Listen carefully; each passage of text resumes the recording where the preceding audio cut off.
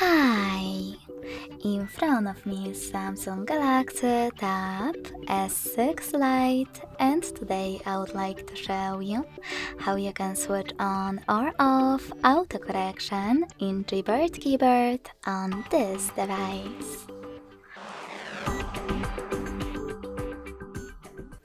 You need to begin by opening Devices Settings. In them, scroll all the way down to access General Management. Now click on GBoard Settings, click on Text Correction, and scroll down just a bit.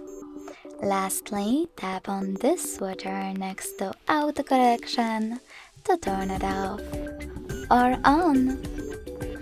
Thanks so much for watching. If you enjoyed this video, smash that like button, comment, and subscribe.